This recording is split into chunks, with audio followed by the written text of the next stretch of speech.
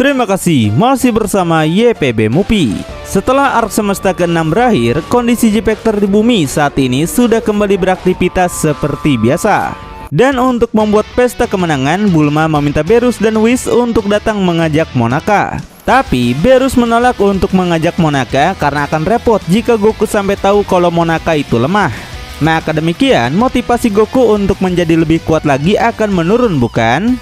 Keesokan harinya, pesta di rumah Bulma tiba yang terlihat semua J-Factor telah berkumpul kecuali Gohan dan Goku yang masih sibuk bekerja. Ketika Bulma akan memulai pestanya, Vegeta yang trauma mengatakan untuk menunggu Beerus, karena bisa saja dia marah jika ditinggal begitu saja. Sementara itu, tukang paket pesanan Jaco akhirnya datang yang ternyata pengirimnya adalah Monaka, guys. Semua orang sontak pada kaget. Cici bilang meskipun Monaka adalah makhluk terkuat, tapi dia tetap pekerja yang keras juga. Sementara itu, Goku saat ini sedang ketiduran di atas traktornya. Jadi untuk sementara Goku nggak bakal tahu kedatangan Monaka ya. Kemudian Satan menawarkan Monaka untuk menjadi ikon di gym miliknya. Dan gak lupa Satan juga membuatkan sebuah kostum unik yang sangat mirip dengan aslinya. Tiba-tiba nggak sengaja Trunks malah mendorong tubuh Monaka sampai dia pun terjun ke meja makan. Sontak Monaka kesakitan dan akhirnya menangis. Hal itu membuat semua J-Factor bertanya-tanya apakah Monaka beneran kuat atau tidak. Kemudian Beerus dan Whis akhirnya datang yang sontak kaget melihat Monaka ada di sini. Setelah dirinya di pojokan Bulma, Beerus membongkar fakta yang sebenarnya kalau Monaka memang lemah dan gak bisa bertarung. Dan karena Goku belum ada di sini, Beerus berkata untuk merahasiakan ini dari Goku. Tiba-tiba Goku datang yang sontak mengagetkan Beerus. Melihat ada Monaka di sini, Goku pun langsung mengajaknya untuk bertarung.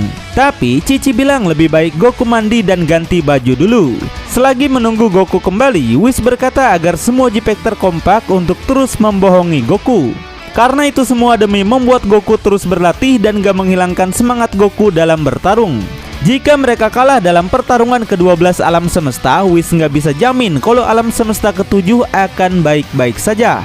Gak lama kemudian, Goku juga datang lagi dan segera mengajak Monaka untuk bertarung. Beerus kembali mengulur waktu dengan meminta Goku untuk melakukan sit up sebanyak 100 triliun kali dulu. Oh, kayak gitu mah gampang, bos. Nampak Goku melakukan apa yang Beerus perintahkan, guys. Ketika Goku sedang sit up, mereka semua mulai membuat rencana agar Goku menghentikan niatnya melawan Monaka. Goten bilang kalau dia dan Trunks punya suatu rencana yang mungkin bisa dilakukan. Kemudian Trunks memberitahukan rencananya pada Beerus yang sontak membuat Beerus sampai kaget. Goku yang udah selesai sit up langsung gak sabar dan segera menarik Monaka untuk bertarung. Sementara itu, Goten dan Trunks membawa kostum Monaka tadi untuk dipakai Beerus sebagai penyamaran. Sebagai dewa penghancur yang penuh rasa hormat, Beerus sendiri merasa harga dirinya hancur jika dia sampai memakai kostum itu. Di lain sisi, Choju menghentikan langkah Goku dengan jurusnya. Tapi hal itu nggak bertahan lama. Krillin pun langsung menggunakan Taioken yang membuat Goku kesilauan dan sontak melepaskan tangan Monaka. Tiba-tiba muncullah Beerus dengan memakai kostum Monaka yang siap untuk bertarung. Goku yang nggak tahu kalau itu Beerus menganggap kalau tubuh Monaka itu bisa berubah. Jadi tanpa rasa curiga apapun, Goku segera mengajak Monaka ke tempat lebih jauh. Tiba-tiba Beerus langsung menghajar Goku dengan sangat keras. Goku yang senang sontak balik menyerang dan mereka jual beli pukulan yang cukup sengit. Ketika kostum itu mulai sobek, Beerus menahan setiap serangan Goku hanya dengan satu tangannya saja. Semua J-Factor tahu karena Beerus sedang memakai kostum itu, jadi Beerus nggak bisa menggunakan kekuatan penuhnya. Terbukti ketika Beerus berhasil memukul Goku, tapi dia malah mendapat tendangan yang membuat kepalanya berputar-putar. Goku pun menendang tubuhnya yang membuat ekor Beerus kelihatan. Untuk menutupi itu, Vegeta dan Piccolo datang sambil berakting kalau kekuatan Monaka lah yang menarik mereka ke sini. Setelah Beerus menutup badannya dengan kain, sontak dia langsung melempar Piccolo dan Vegeta, yang kemudian menaikkan aura Ki-nya dengan ekspresi yang sangat senang. Setelah itu, Beerus lanjut lagi menyerang Goku dengan bertubi-tubi. Whis bilang kalau Beerus sangat menikmati pertarungan ini karena tangannya pasti gatal setelah cuma jadi penonton pada turnamen sebelumnya. Sementara itu, Goku berhasil memukul kuping Monaka yang membuat kostum itu tinggal satu kuping saja. Tapi Beerus balik menghajar Goku sampai dia terjun ke bawah. Gak sampai di situ, mereka lanjut saling hajar lagi yang membuat ledakan cukup besar. Tiba-tiba Whis menghentikan pertarungan mereka karena akan membuat bumi hancur jika diteruskan. Ketika merasa sudah aman, tiba-tiba Yamcha malah keceplosan dan mengatakan kalau Monaka yang asli sampai menangis melihat pertarungan mereka. Beerus pun langsung marah besar dan berniat ingin menghancurkan mereka. Tapi Goku yang bodoh justru menganggap Monaka bisa membelah diri, dan dia pun pergi untuk segera makan. Akhirnya fakta Monaka bisa mereka rahasiakan walaupun Beerus harus berkorban memakai kostum itu ya.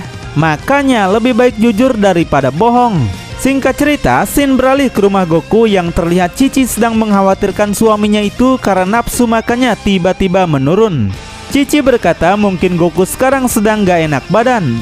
Goku pergi ke kota untuk membeli bekal makanan yang akan dia masak. Tapi tiba-tiba tubuh Goku sontak nggak bisa dia kendalikan yang menyebabkan dia pun akhirnya terjatuh. Mendengar hal itu, Cici semakin khawatir karena nggak biasa sekali tubuh Goku menjadi aneh. Cici juga berkata meskipun dia memanggil dokter sekalipun, tapi dokter tersebut pastinya nggak bisa memeriksa tubuh Goku yang begitu luar biasa. Akhirnya Goku berniat pergi ke tempat Raja Kai untuk menanyakan tentang penyakitnya ini. Tapi ternyata tujuan Goku malah salah arah dan kini berada di kamar Bulma. Bulma yang kaget sontak berteriak sampai Vegeta datang untuk memeriksa apa yang terjadi. Merasa malu pada keduanya, Goku pun kembali berteleportasi tapi malah berada di pos penjaga milik Krillin. Setiap kali Goku menggunakan jurus Sun Kanido-nya, dia selalu salah arah tujuan. Tapi pada akhirnya Goku sampai juga di tempat Raja Kai dan meminta mengecek apakah terjadi sesuatu pada tubuhnya. Setelah mencari penyebabnya, ternyata Goku telah mengidap penyakit lambat merespon aura Ki, di mana seseorang yang menggunakan Ki-nya dengan ceroboh, maka kemudian hari dia akan mengidap penyakit ini. Setelah dipikirkan sejenak, Goku memang menggunakan Ki-nya dengan ceroboh, yaitu ketika menggunakan Kaioken 10 kali lipatnya kemarin. Maka dari itu, Raja Kai menyarankan Goku untuk istirahat beberapa hari dan meminta Goku untuk tidak berlatih sedikit pun. Jika Goku tetap melakukan hal bodoh, maka penyakitnya akan semakin parah dan kemudian Goku nggak akan bisa bertarung selamanya. Di lain sisi, Cici masih setia menunggu kepulangan Goku sambil terus mengkhawatirkan kesehatannya. Tiba-tiba Goku datang menabrak rumahnya karena dia masih belum bisa mengendalikan Ki-nya dengan benar. Alhasil rumah mereka sampai hancur dan Cici pun langsung marah besar. Keesokan harinya, Gohan dan Videl menghadiri sebuah acara, yaitu untuk mengajak Gohan untuk menjadi asisten seorang dosen. Cici sontak menelpon Gohan dan berkata kalau dia dan Goku akan tinggal di rumah Gohan sementara waktu. Tiba-tiba, geng Pilaf menguping pembicaraan Gohan dan mereka akan merencanakan suatu yang jahat. Kita cek lagi kondisi Goku, terlihat kini Piccolo menyerahkan tanggung jawaban kepada mereka dan dia mengajari mereka cara menjaga bayi dengan benar. Ketika hendak pulang, Piccolo sontak mengurungkan niatnya karena dia harus memastikan Pan diberi makan dengan baik. Akhirnya, Piccolo pun tetap di situ untuk menghabiskan waktu bersama Goku dan Pan. Goku sangat senang walaupun dia nggak bisa berlatih tapi bisa menghabiskan waktu bersama keluarganya. Keesokan harinya, geng Pilaf telah menyiapkan sebuah robot besar yang akan mereka gunakan untuk menyerang Goku dan kawan-kawan.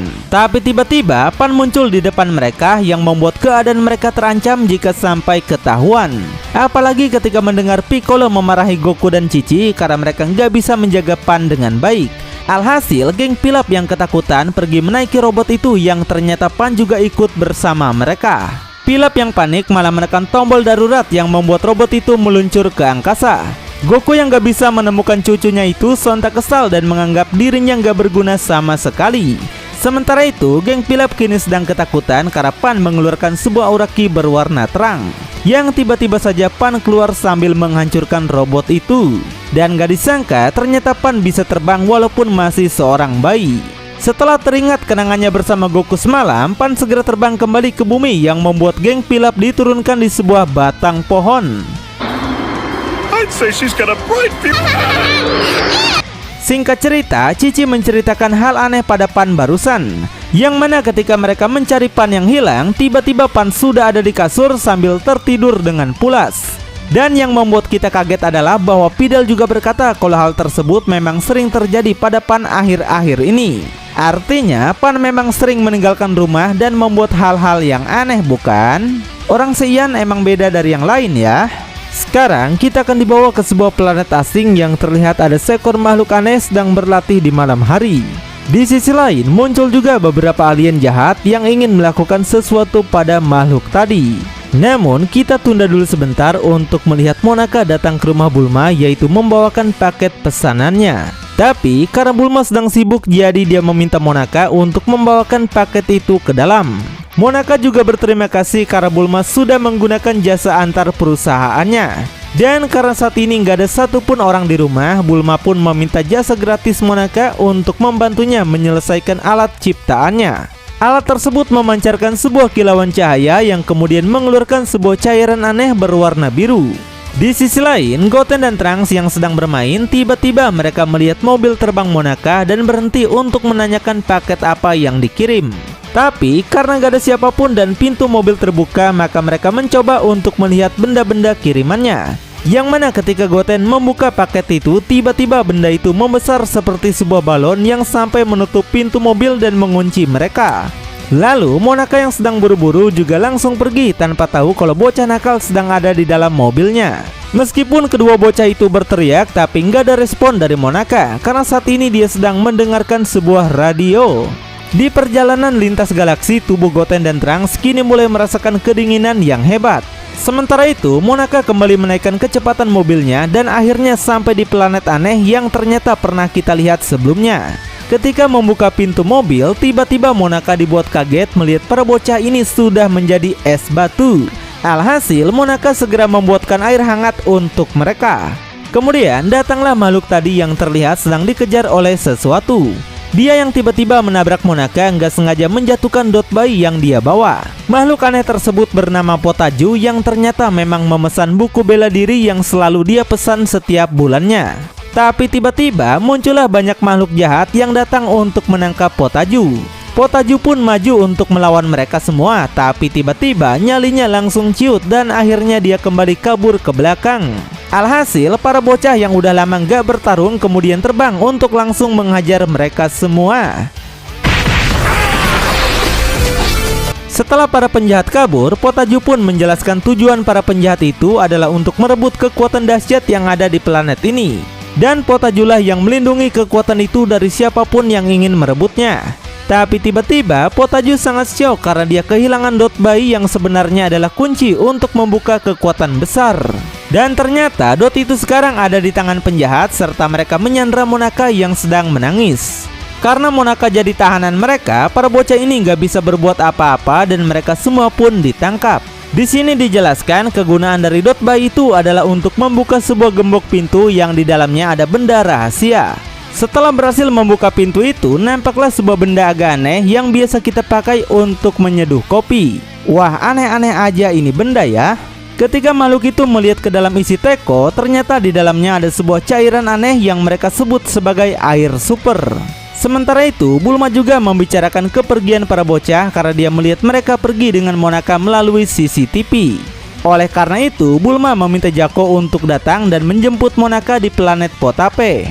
Akhirnya, Jaco pergi bersama Vegeta setelah dia diancam Bulma dengan foto Raja Galaksi yang dicoret-coret oleh Jaco. Di sisi lain, Goku masih sedang berlatih di planet Raja Kai untuk mengembalikan kekuatannya yang sempat hilang.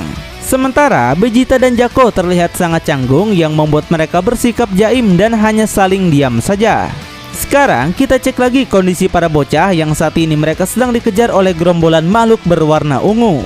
Ketika makhluk itu menembakkan pistolnya, tiba-tiba Vegeta datang dan menepis laser itu. Tanpa basa-basi, Vegeta langsung menyerang mereka semua sampai tubuh mereka seketika hancur dan menjadi cairan. Gak cuma itu, Vegeta juga menembakkan laser cendol yang membuat para makhluk itu hancur nggak tersisa. Ketika Vegeta akan menghabisi satu makhluk lagi, tiba-tiba dia diserang oleh segumpal cairan yang membuat tubuhnya nggak bisa dia gerakan. Cairan itu melepaskan Vegeta lagi, tapi sontak dia berubah wujud menjadi mirip seperti Vegeta. Sontak saja semua orang pada kaget melihat Vegeta ada dua. Kemudian Vegeta KW berkata kalau dia udah menyerap semua kekuatan Vegeta yang asli dan membuat Vegeta asli kini tinggal bangkai saja. Vegeta yang asli pun sontak marah dan langsung menggunakan jurus pamungkasnya. Tapi ternyata semua kekuatan Vegeta memang sudah diserap Vegeta KW, yang kemudian Vegeta KW menunjukkan jurus Vegeta pada mereka. Kemudian ketika makhluk satunya menyuruh untuk menyerap para bocah, Vegeta KW terlihat enggan untuk melakukannya. Tiba-tiba Trunks dan Goten membawa mereka kabur karena nggak mungkin bisa mengalahkan makhluk itu sekarang. Setelah itu Potaju menjelaskan bahwa musuh tadi adalah air super yang memiliki nama asli yaitu Komeson. Dahulu kala Komeson tercipta untuk melindungi planet Potape dari ancaman musuh planet lain. Tapi meskipun demikian, Komeson malah menjadi ancaman internal yang membuat warga planet ini ketakutan. Akhirnya semua warga mengorbankan diri mereka untuk menyegel air itu hingga menyisakan Potaju sendirian. Selain itu, Komeson gak hanya menyerap kekuatan Vegeta saja, tapi juga menyerap semua hati dan pikirannya. Maka dari itu, Vegeta KW gak berani menyerap kekuatan Trunks karena menganggap itu adalah anaknya. Dan Vegeta yang telah terserap kekuatannya, maka tubuh aslinya akan segera mati dalam waktu 5 menit saja. Wow, apakah Vegeta akan mati? Dan satu-satunya cara untuk menghentikan kematian Vegeta yaitu dengan cara mengalahkan Vegeta yang KW. Akhirnya mereka menghadapi Vegeta KW dengan menggunakan kekuatan Fusion Trunks dan Goten.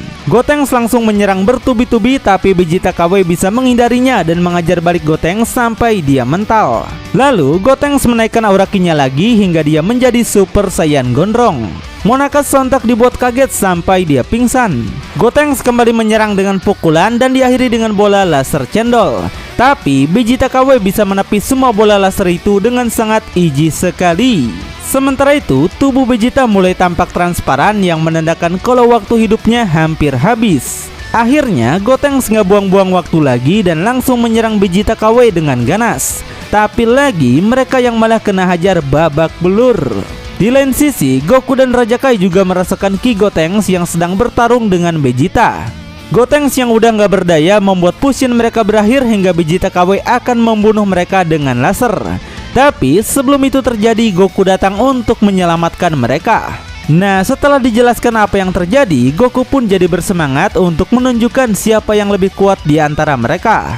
Makhluk satunya meminta Vegeta KW untuk segera menyerap Goku serta dia menggunakan listrik untuk mengancam Vegeta KW. Akan tetapi, Vegeta KW yang gak mau dirinya diperintah sontak menolak dan kemudian menghajar makhluk itu sampai dia terjun ke tanah. Setelah itu, Goku dan Vegeta KW langsung jual beli serangan sengit. Goku yang lengah berhasil dihajar sampai dia terjun ke bawah. Kemudian mereka lanjut menaikkan aura Ki-nya lagi untuk langsung jual beli serangan yang lebih sengit. Goku yang terdesak kemudian menggunakan Sun Kanido untuk menipu penglihatannya.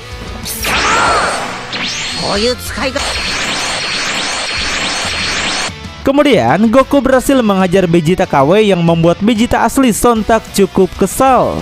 Vegeta asli mendukung keduanya karena dia nggak ingin dikalahkan Goku, tapi meminta Goku juga untuk nggak kalah darinya. Setelah melihat pertarungan masih seimbang, Vegeta asli datang menghajar Vegeta KW dan meminta mereka untuk bertarung serius. Akhirnya Goku mulai serius dan berubah menjadi Super Saiyan Blue.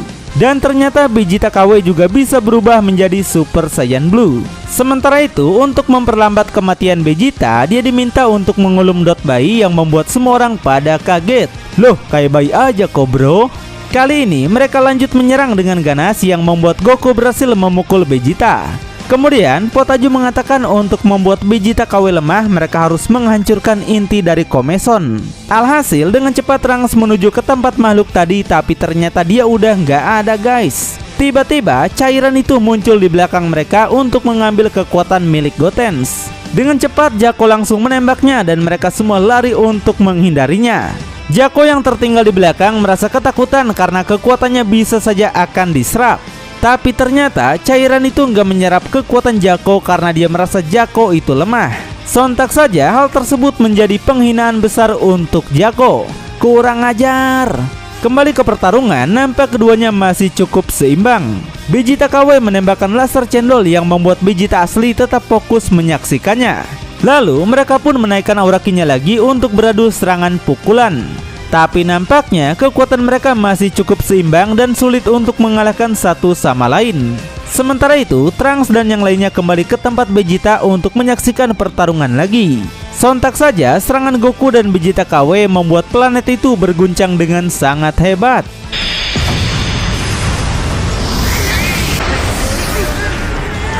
Tiba-tiba, cairan tadi muncul lagi dari belakang untuk segera merebut kekuatan Trunks. Melihat itu, Vegeta nggak tinggal diam dan segera berlari untuk melindungi anaknya. Tapi karena dot bayi itu terlepas membuat tubuh Vegeta memudar dan perlahan-lahan mulai menghilang. Monaka yang pingsan kaget mendengar teriakan Trunks. Nggak sengaja dia menginjak inti dari Komeson hingga cairan itu hancur seketika. Nggak hanya itu, ternyata Vegeta KW juga merasakan hal yang sama yang membuat Goku punya kesempatan untuk menembaknya dengan Super Kamehameha.